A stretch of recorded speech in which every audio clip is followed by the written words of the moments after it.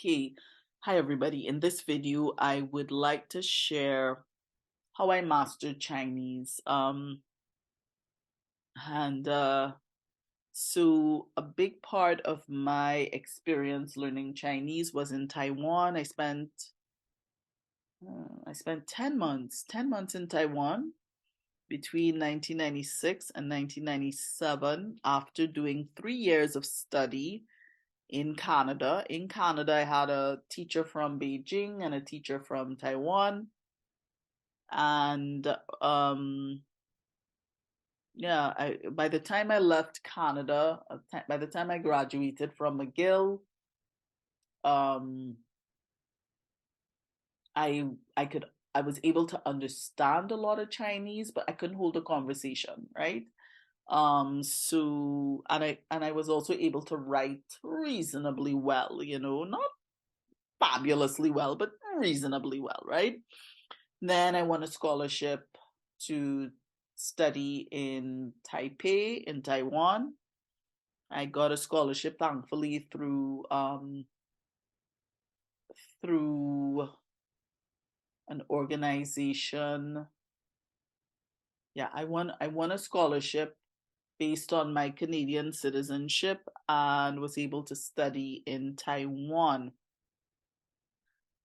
Um, my experience in Taiwan was, the next level up for me because one, it forced me to become more familiar with traditional scripts. So in on mainland China, they use simplified script, and in Taiwan they use traditional script. And I think it's helpful to know both, okay? Because you never know where you would find yourself or who you'd be speaking to or communicating with. Because for example, the diaspora from Hong Kong that you may bump into or who you may meet in your travels or in moving around or whatever, a lot of them would use traditional script. Okay, so it's very helpful to know both because you just never know if you're interacting with somebody who speaks Chinese, whether they're going to be more familiar with the traditional script or the simplified script. So studying traditional script or complicated script in Taiwan was very, very helpful. The other thing about studying in Taiwan was that I lived on a church dorm and I lived with mainly Taiwanese people. There were also at different points, I think there were two mhm, there were two Korean I had two Korean dorm mates as well. And of course, because I couldn't speak Korean at the time. I still can't really speak much Korean, but I definitely knew no Korean at that point. Um, because I knew very little Korean and one of them knew very little English. We had to communicate in Chinese to understand each other. And as for my dorm mates, some of them were able to speak English, but they were afraid to speak with me in English because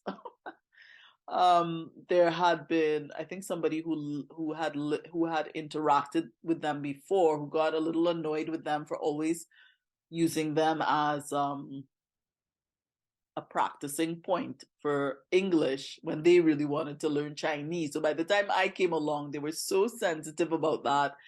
I didn't know. By the way, I didn't know until much later.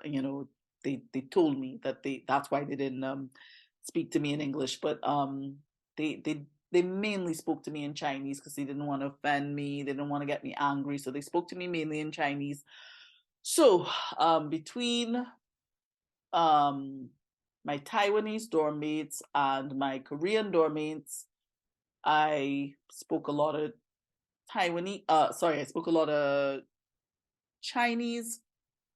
They do speak Mandarin in Taiwan. They also speak Taiwanese, which is like a Chinese dialect. And by the way, the different dialects in Chinese are like different languages. They don't sound very similar to each other most times. And so anyway, when I landed in Taiwan, having come from Canada with 3 years of exposure to Chinese, I was able to understand a lot, but I couldn't speak much. In quick time, I was speaking because I really was thrown in at the deep end, living on a dorm with Taiwanese people. So I had to learn how to speak very quickly, And but it wasn't difficult because by that time I already understood a lot. It's not that I couldn't understand. I understood a lot, but um but I couldn't speak. Because I understood a lot, I was very quickly able to start communicating verbally, orally, and I acquired higher fluency very quickly. Also, when I was in Taiwan, I was there to study Chinese specifically. So, most of my time there was spent at school studying Chinese. And I remember my teacher from Beijing, my one of my favorite teachers, Fu Laoshi. Man, I would love to reconnect with Fu Laoshi. But anyway, Fu Laoshi, I remember before I went to Taiwan, she gave me some wonderful advice. And she was so happy about me going to Taiwan to learn Chinese. She was very supportive. And I remember her giving me some wonderful advice. She said, when you go to this on this scholarship, they're going to want to put you in a class at the level that you're at right now. She said, but you have a limited amount of time in Taiwan. You just have a year. So she said, what you need to do is when you get there and they give you your placement test, she said you need to insist that they put you in a level a little above the level that you're actually at, because that will force you to it will stretch you and it will force you to grow a lot faster. So when I went to Taiwan, so said, so done, they wanted to put me in at my level. Like I kind of kicked up a fuss. I wasn't disrespectful or anything, but I insisted I want to be at a higher level, blah blah blah. And she was so right. I learned so much more in that time than if they had put me at the level that I was really at. And I was up to the task because I was a hard worker. I wasn't a partier, which is why they allowed me to stay at the dorm, by the way, because I wasn't a partier and they could tell that, I wasn't going to cause any trouble. So, I worked very hard. I studied, and of course, spent a lot of time with my dorm mates. So between the formal studying and the informal learning of having to communicate with Taiwanese people in actual everyday language, I grew by leaps and bounds, right? So that was the value of studying in Taiwan. And of course, in general, it was an experience of immersion because, I had to go buy my food or, go take a bus and things like that, all in Chinese.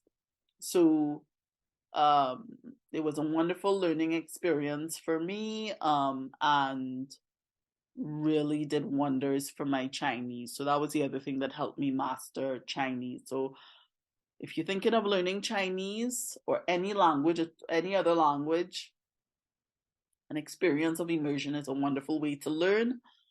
Of course, now in our time, you don't really have to necessarily leave your country even to be like, say, semi-immersed.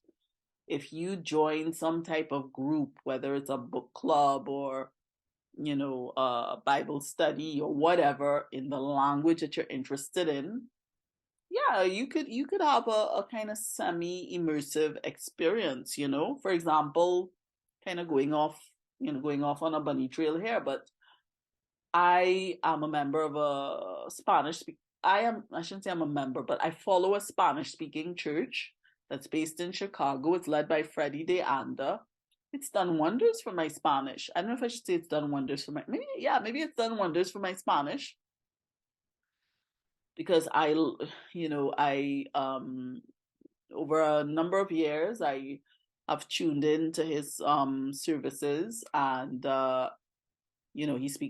Freddie speaks fluent Spanish, and just listening to the Spanish and following and so on has helped me with my own Spanish. Even though I'm not talking to anybody, just listening, it has helped to keep me sharp and it has increased my vocabulary and also my understanding of Latin American culture. So yeah, you don't have to, you don't have to dip deep into your pockets to go um transplant yourself and, find yourself in another country. You could do that. That'd be a great thing to do. You don't have to. There are many other ways to immerse yourself in a language without actually being in a place where that language is spoken. So I hope that was helpful. See you in the next video.